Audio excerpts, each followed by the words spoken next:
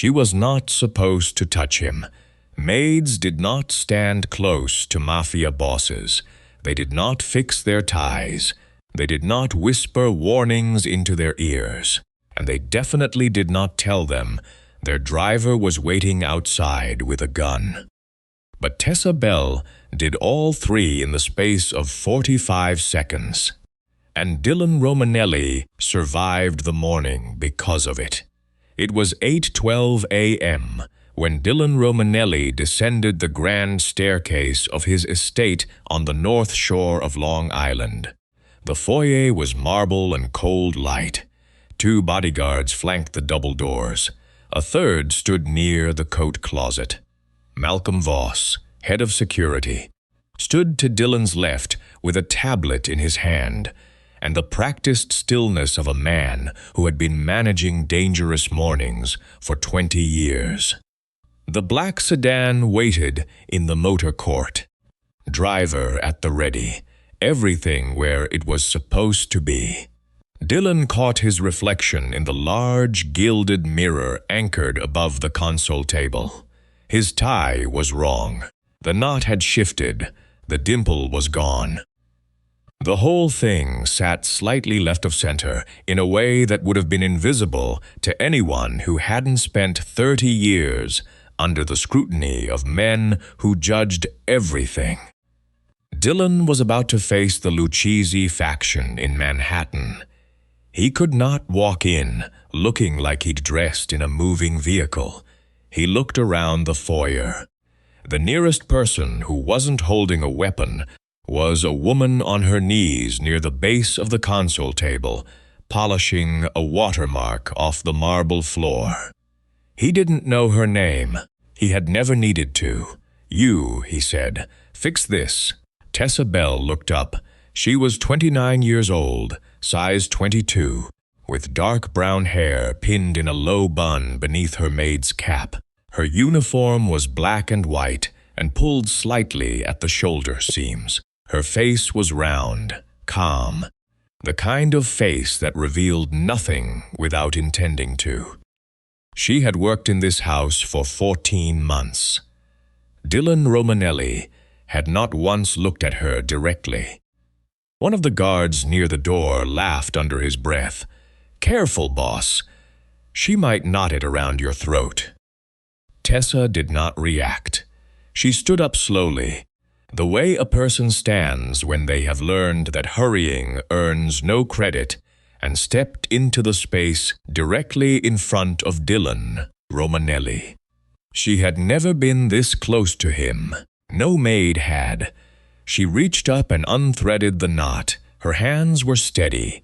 Dylan's gaze was level and cold. "Quickly," he said. Tessa did not look at him. She looked at the mirror. In the reflection, through the tall windows on either side of the double doors, the motor court stretched in pale morning light. The sedan sat there, black and gleaming. The driver stood at attention beside the rear passenger door. Tessa watched his hands. Right hand, resting on the door handle, correct position. Left hand, pressed against his hip. Not a natural resting posture. She looked at his cuffs. The left sleeve sat slightly higher than the right, as if something beneath it pulled the fabric upward. She looked at his gloves. Right glove, worn, natural creasing at the knuckles. Left glove, new, no creasing. Stiffer material. She looked at his shoes. Gray mud on the left sole. Not from the motor court, which was swept clean and paved. From the service entrance, the one that ran behind the garage. The driver shifted his weight. He leaned slightly forward to adjust his grip on the door handle, and in that movement, for exactly 1 second, the morning light caught something beneath his left cuff. Black, metal, flat. A compact pistol, seated in a sleeve rig. Tessa kept threading the knot. Her hands did not stop. She pulled the tie smooth, adjusted the dimple with 2 fingers, then tightened the knot with slow, even pressure until Dylan lowered his chin to check it. She put her mouth close to his ear. "Your driver has a gun," she said. "Don't get in the car." Dylan went very still, not the stillness of Shashak, the stillness of a man who had survived this long because his body learned to freeze before his mind did. He said nothing. Tessa had 3 more seconds of his attention before the moment collapsed. "Left sleeve," she said. "He's waiting for you to bend into the car." Dylan's eyes moved to the mirror. He looked at the driver the way Tessa had been looking at him. She watched his jaw tighten. "Are you sure?" he asked. His voice was very quiet. "No driver opens the rear door with his weak hand," Tessa said, "unless the strong one is holding something." In the motor court, the driver turned his head toward the house. His eyes found the mirror, found Tessa's face in it. She held his gaze for 1 full second. He knew she had seen him. Malcolm Voss stepped forward from the side of the room. "We're late," he said. "Lucies won't wait." "Then they wait," Dylan said. He reached up as if checking the tie one final time. With his right hand pressed flat against his chest, he moved his left hand slightly, 2 fingers extended. Behind him, the guard nearest the window shifted his position. The formation changed. The driver outside noticed. He took 1 step back. Then he pulled the gun. The shot was fast and badly aimed. The bullet hit the upper frame of the double doors. Wood splintered. A bodyguard shoved Dylan left. Another drew his weapon and was through the doors before the sound finished echoing. Tessa dropped behind the console table. She heard shouting. 2 more shots from outside, both from security. Then silence. Then a single voice, "Clear." Tessa did not stand up immediately. She stayed where she was, her back against the cool marble plinth, her hands flat on the floor, and waited for her breathing to slow. When she finally stood, Dylan Romanelli was already back inside. He was looking at her across the foyer. His tie was still perfect. For the first time in 14 months, he looked at her directly. "What is your name?" he asked. "Tessa Bell," she said. He nodded once. Then Malcolm Voss appeared in the doorway. "Driver is secured," Malcolm said. He looked at Tessa. His expression did not change. "We'll need to debrief everyone present." "Including her," Dylan said. Malcolm looked at Tessa again. Something passed through his eyes quickly, then disappeared. "Of course," he said. 6 hours earlier, Tessa Bell had been in the laundry room at the back of the estate. She had arrived at 2:10 in the morning because Elena Cruz, who normally held the early laundry shift, had called in sick at midnight. Tessa had covered for Elena before. Elena had a 4-year-old who ran a fever on no schedule. Tessa did not mind the early hour. She preferred the estate before anyone else was in it. The rooms were honest when they were empty. The laundry room was long and fluorescent lit, smelling of detergent and the faint metallic trace of dry-cleaned fabrics. Tessa sorted through the previous evening's load, guest wing towels, security team shirts, staff uniforms, dinner napkins, and a pair of gloves she did not recognize. She held them up to the light. Driving gloves, black leather, size large, larger than any of the 3 regular drivers on the estate roster. The right glove was worn at the knuckles in the way driving gloves wore. The left was not. The left showed almost no wear at all, as if whoever used it had been careful to avoid friction on one particular part of the palm. She turned the left glove inside out. The interior lining held a residue she recognized from the kitchens, a faint metallic mineral smell, the kind left behind by gun oil when it transferred to fabric. The laundry tag was not an estate tag. Estate linens were tagged with a small white label, stamped in blue. This tag was plain. No stamp, no estate code. Tessa set the gloves aside and finished the sorting. She was not yet drawing conclusions. She had learned not to do that too early. At 4:30, she moved from the laundry room toward the service hall. She passed the motor court entrance. The regular driver pool vehicles were parked in their assigned bays, covers on. One bay was empty. She noted it. At 6, she was assigned to the grand foyer. Malcolm Voss had passed her in the hall at 5:45. "Front foyer is Elena's assignment," he said without stopping. "Stay in laundry." "Elena called in sick," Tessa said. "I'll reassign." He kept walking. 20 minutes later, Mrs. Harmon, the house manager, found Tessa in the linen closet and told her to take the foyer. They were short-staffed, and the sitting room needed to be finished before the family came down. "Mr. Voss said he would reassign," Tessa said. "Mr. Voss doesn't schedule the cleaning staff," Mrs. Harmon said pleasantly. "I do. Foyer by 7, please." Tessa took her cart to the foyer. She noticed the gilded mirror first. It had been cleaned since the previous evening. This was not unusual on its own. The mirror was cleaned daily.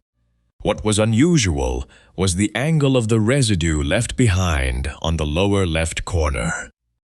The cleaning cloth had been wiped from right to left at the bottom, which was the wrong direction.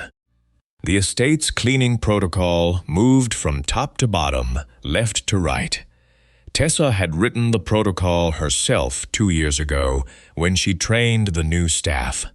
Someone had cleaned the mirror using a different cloth, in a different direction. She looked at what the lower left corner reflected. The driveway, the motor court, the position where the sedan would sit. She looked again. The cloth had been wiped at the exact angle that would leave a faint smear on the one spot in the mirror that would catch the light from the windows and create a glare at eye level for anyone of average height. It was not an accidental smear. It was a blind spot. If Dylan had been standing at average height, the glare would have sat directly over the left side of the motor court. The driver's position. Tessa was 5'4". For her, the glare was above eye level. She could see right through it. She moved to the camera dome above the entrance. She looked closely. The dome itself was clean, too clean. There was a faint wipe mark at the 11 o'clock position. Camera domes were cleaned from the top, never from the side. Someone had adjusted the angle. She looked at the rug near the service hall door. Gray mud, the same gray mud she had seen on the left shoe of the driver in the motor court. Service entrance mud was gray because the gravel in the service lane was pale limestone. Driveway mud was darker, mixed with asphalt runoff. The driver had not come through the front gate. He had come through the service entrance. Someone had let him in from inside. She was still thinking about this when Dylan Romanelli came down the stairs. The debrief was held in the security office on the ground floor, a room with no windows and a long table with chairs that had been chosen for intimidation rather than comfort. Dylan sat at the head. Malcolm sat to his left. Nico Romanelli, Dylan's cousin and underboss, stood near the wall with his arms crossed. Tessa sat at the far end. The driver, Marco Bellandi, was being held in a separate room. "Walk me through it," Dylan said. He was looking at Tessa. She had been waiting for this. She had spent 14 months in this house, learning to wait for the right moment to speak. She walked them through it. The gloves in the laundry at 2 in the morning, the untagged label, the gun oil on the left lining, the mirror wiped at the wrong angle to create a glare over the driver's position, the camera dome cleaned from the side, the gray limestone mud on the service rug, the driver roster. She had seen the sheet the previous evening when she collected laundry from the security wing. Marco Bellandi's name was not on it. She had assumed it was a later addition. Now she was not assuming that. When she finished, the room was quiet. Nico broke it. "Convenient," he said. "A maid sees what 6 trained men miss, and we're supposed to clap." Tessa looked at him. 6 trained men were positioned where they couldn't see it, she said. "That's not a coincidence. That's architecture." Nico looked at Dylan. Malcolm set down his tablet. "What she's describing is a series of routine observations," Malcolm said. "Staff-level observations. She noticed a dirty mirror and a mud mark. She drew conclusions she's not qualified to draw." Tessa kept her voice even. "I didn't draw conclusions. I described what I saw. I have 14 months of morning observation in this house." She paused. The camera dome above the entrance was adjusted after Tuesday's cleaning cycle. "I know that because I logged the position on Wednesday. The wipe mark this morning was at 11 o'clock. The log shows 12. Malcolm said nothing. Dylan said, "Who has access to the camera housing?" No one answered immediately. "Security team," Malcolm said finally. "Maintenance on request." "Who requested maintenance on the entrance camera this week?" Another pause. "No request was logged," Malcolm said. "Then who moved it?" Dylan asked. The room went very quiet. Dylan looked at Tessa. "The tie pin," he said. "You said earlier you noticed it was out of place. Where does it usually live?" "The small silver tray on your study desk," Tessa said. "Third shelf, left of the window. You place it there when you come home." "I dust that tray every Tuesday." Dylan's eyes moved around the table. "The pin was on the foyer console this morning," he said. Nico said slowly, "Someone put it there. Someone who wanted him standing in front of that mirror," Tessa said. "At the right height, at the right time, with the right glare covering the driver's position." The silence that followed was the kind that happened when a room full of people who were accustomed to being the most dangerous thing in the building realized they might have been outmaneuvered. Malcolm stood up. "This is staff gossip dressed as analysis," he said. His voice was still controlled. "She has a history of raising false alarms. She was dismissed from her previous position for causing unnecessary panic over a non-existent security threat." Dylan looked at Tessa. She had known this was coming. She had been carrying it for 3 years. "It wasn't false," she said. "A guest was robbed in the hotel garage 40 minutes after I reported the threat. I was fired for creating panic." She looked at Malcolm steadily. "I was fired for being right before anyone important was ready to admit they were wrong." Dylan said nothing. He picked up his phone and dialed. "Elena," he said when she answered, "what do you know about the foyer assignment this morning?" The answer took 2 minutes. When Dylan set the phone down, he looked at Malcolm. "She says you personally changed the schedule last night. You moved her off foyer and assigned her to the East Guest Wing." "Standard rotation," Malcolm said. "She says you told her to leave the foyer mirror alone, that it had already been cleaned." Malcolm said nothing. "She also says you kept the laundry room locked for 20 minutes before the midnight handover, and that you personally collected the driver gloves, From the pool room. The room was waiting. Malcolm said, "I'm head of security. I manage logistics." Dylan said, "You manage my safety." "Yes." "Then tell me why the driver's gloves from last night have a laundry tag that doesn't belong to this estate." Malcolm did not answer. Dylan stood up. "Bring Marco in," he said. Marco Belandi was not a man who broke easily. He had the flat, patient stillness of someone who had been through questioning before and understood that silence was its own kind of armor. He sat across from Dylan without speaking. Tessa was still in the room. She stood near the wall, which was where she had always stood in rooms that did not belong to her. She looked at Marco. His cuffs, now that she was closer, told more than the gun had. A faint white powder along the left cuff edge. She recognized it from the security office supply cabinet, the kind used for dry erase markers on the logistics board. Drivers did not use the security office. They had no reason to. The soles of his shoes held a pale wax. Private garage floor wax, the kind used only on the covered bay where Dylan's personal vehicles were stored. A driver from the motor pool would come through the service lane. He would never enter the private bay. His collar, on the left side, had a strip of lint. Gray wool.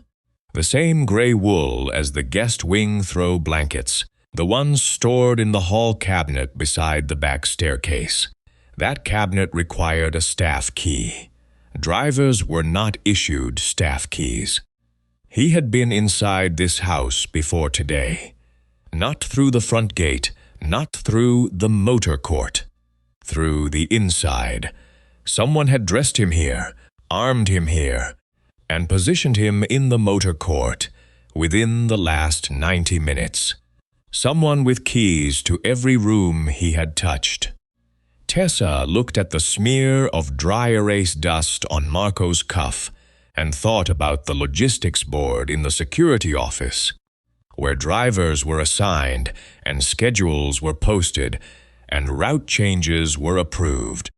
She thought about Malcolm Voss standing beside that board every morning of the 14 months she had worked in this house.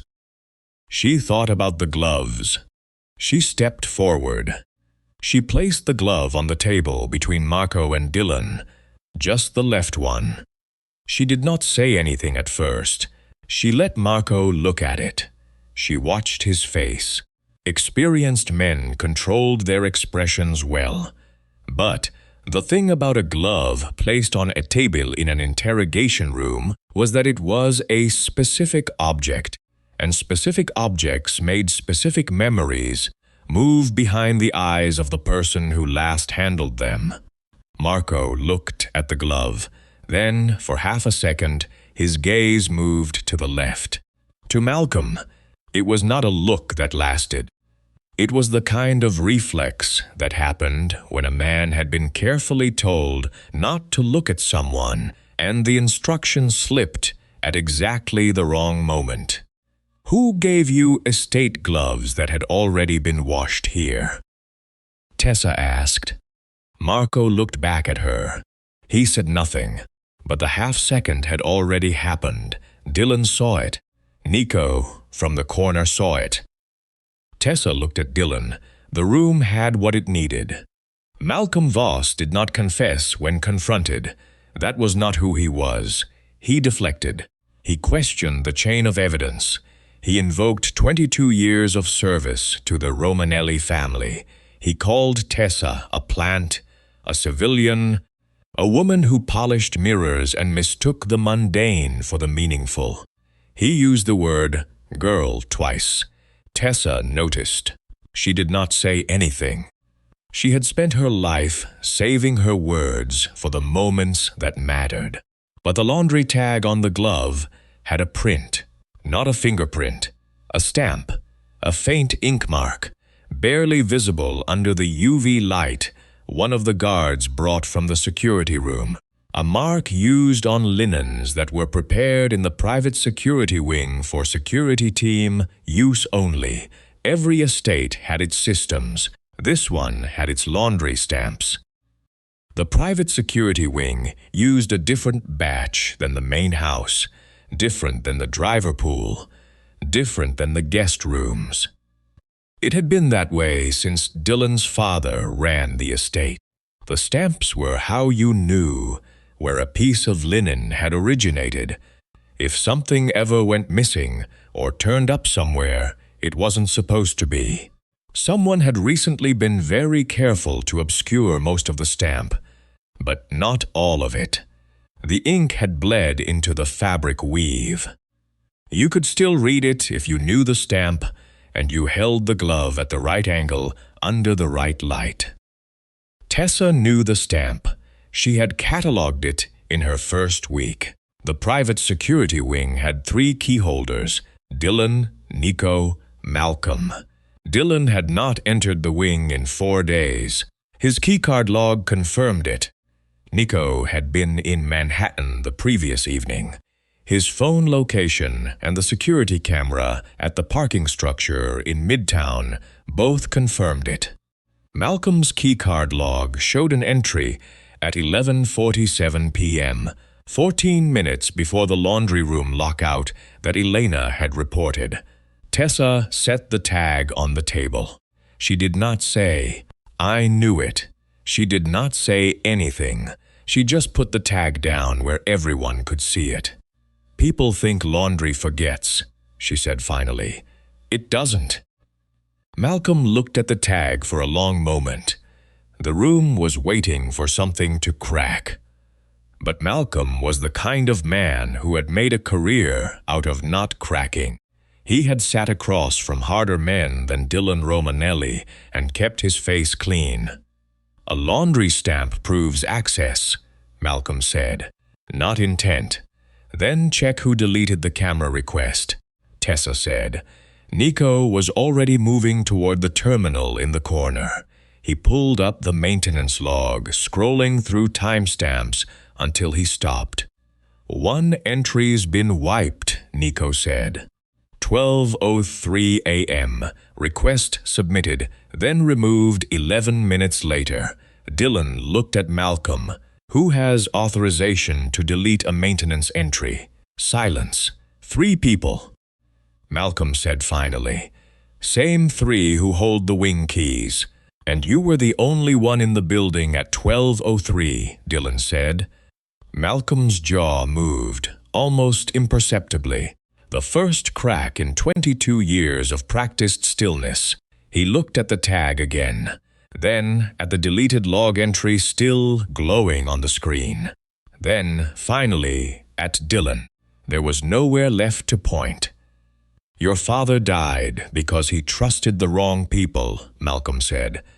His voice was very quiet. It had the particular calm of a man who has decided the performance is over. He was going to audit the old security contracts. I told him the timing was wrong. He went ahead anyway, brought in an outside firm. A pause. I couldn't let that happen again. The room went still. Dylan did not move. He looked at Malcolm the way you look at a door you have opened every day for 12 years and have only just noticed leads somewhere else entirely. "You were there," Dylan said. "The night he died. I managed the gate rotation. You managed which gate was open." Malcolm said nothing. Dylan stood up slowly from his chair. He did not reach for the weapon at his hip. He looked at Malcolm the way someone looks at a room they have walked through 1,000 times and are only now seeing clearly. "I did learn," Dylan said. "Just not what you wanted me to." He turned to the guards by the door. "He doesn't leave the estate, and he stays alive." He paused. "He has people we haven't identified yet. I want their names." Nico said, "Dylan." "Alive," Dylan said again. "I need the network, not the example." A guard stepped forward to take Malcolm by the arm. "Wait." Everyone turned. Tessa was looking at Malcolm, not Dylan. If the sedan failed, she said, what car was he supposed to take next? For just a moment, something moved behind Malcolm's eyes. Small, involuntary. The look of a man who still had one card left and had just watched someone find it before he could decide whether to play it. Dylan saw it. So did Nico. Backup SUV, Nico said slowly. Private garage. Who checked it this morning? Tessa asked. Nico looked at the sign-off sheet. Malcolm did. The room went quiet in a different way now. Not the quiet of a confession finished. The quiet of a threat that had not, in fact, been fully contained. Dylan looked at Malcolm for a long moment. He stays in this room, Dylan said to the guards. Don't take him out yet. Then, to Nico, get the garage doors open.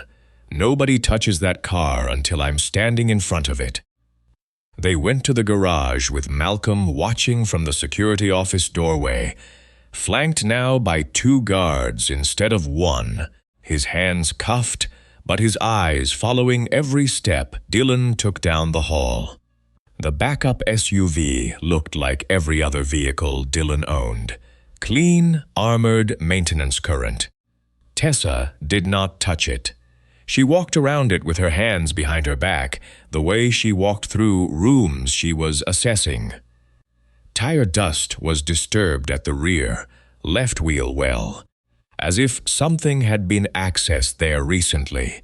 The rear compartment smelled faintly of rubber and solder, a combination she could not identify from cleaning work alone. Nico reached for the rear handle. Don't, Tessa said. The word came out sharper than she intended. Nico froze with his hand an inch from the door. Tessa looked at the child lock, the new rubber mat, the disturbed dust near the rear wheel. The child's safety locks on the rear passenger doors were engaged. Dylan's vehicles did not have child safety locks engaged. There were no children in the family. A new rubber mat had been laid in the rear footwell, crisp edges, no impression from foot traffic. This one wasn't meant to drive him anywhere, she said.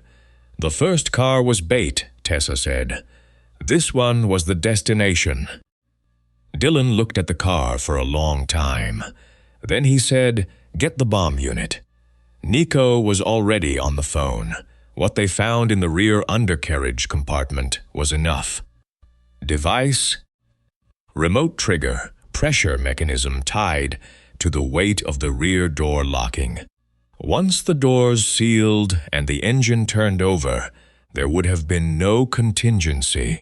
Only when the technical team confirmed the device safe did Dylan walk back down the hall to the security office.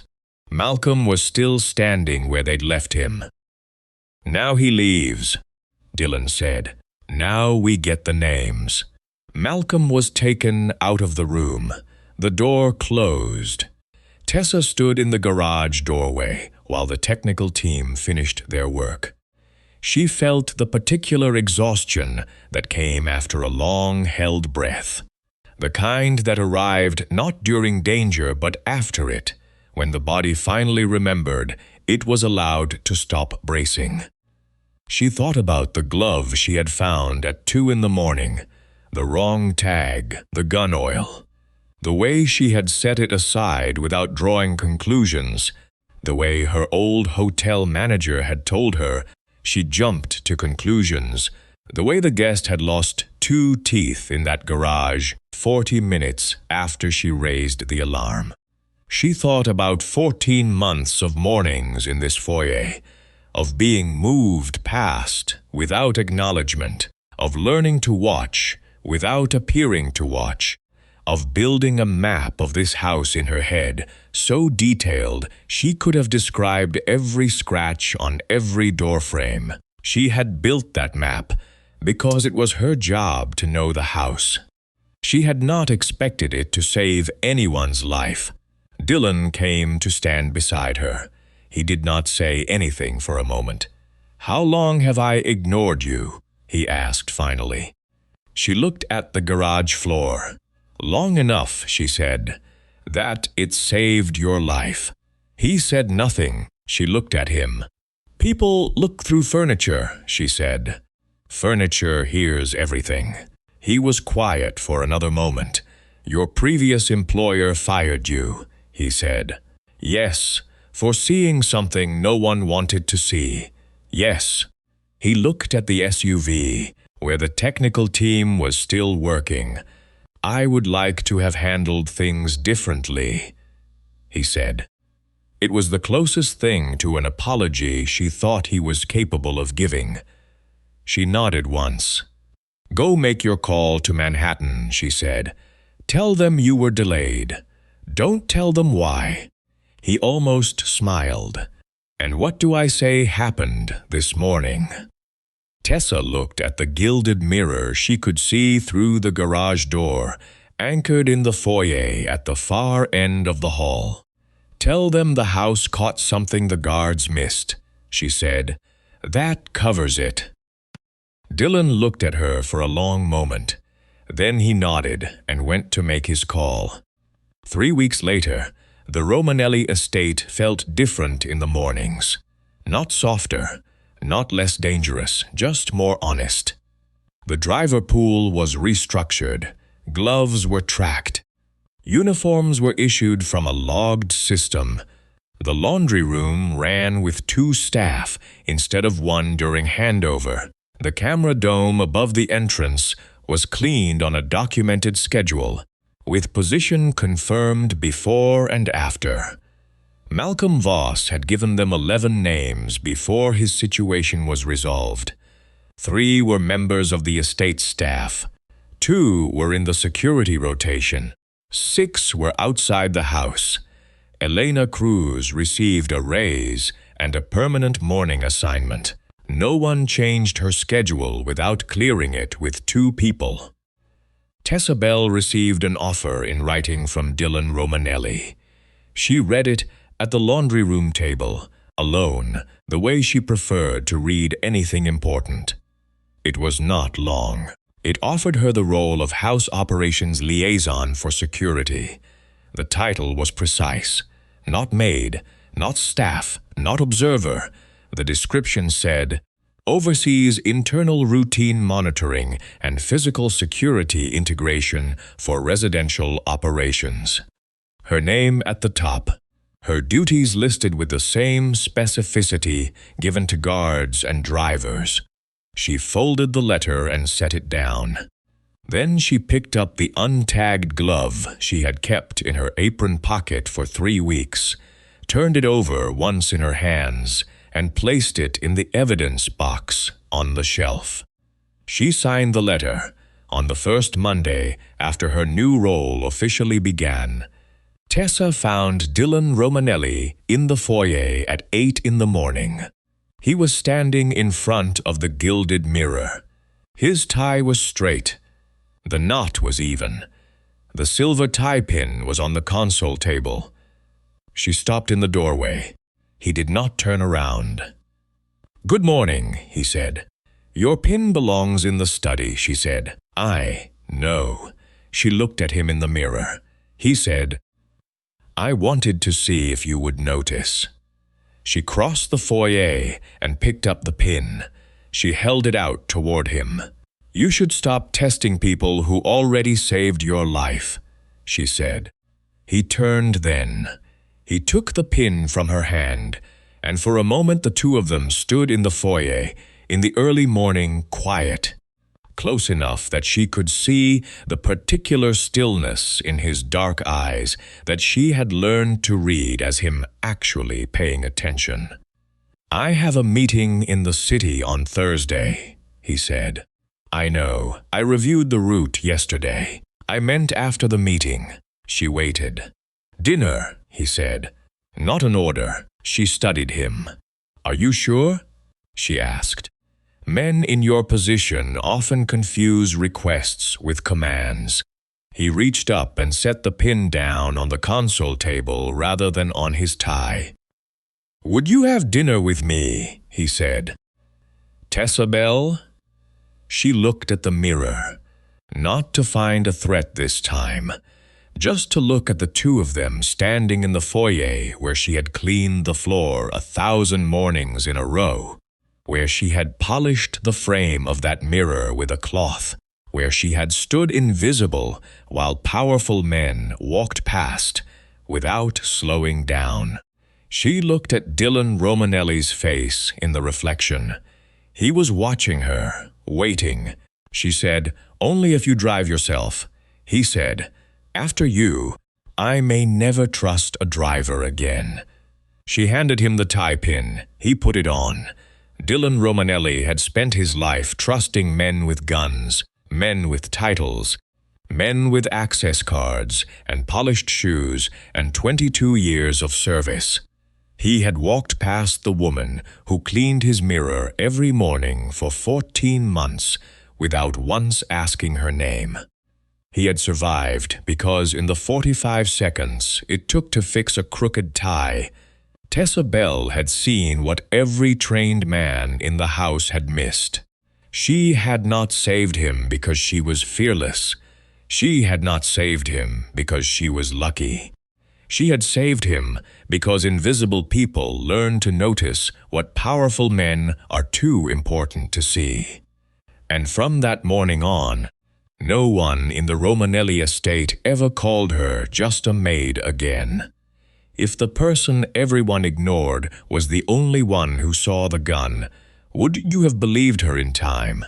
Tell me in the comments, when did you first suspect Malcolm was the one who moved the house? Subscribe to Underworld Desire for more stories about underestimated women who notice the secrets powerful men are too arrogant to see.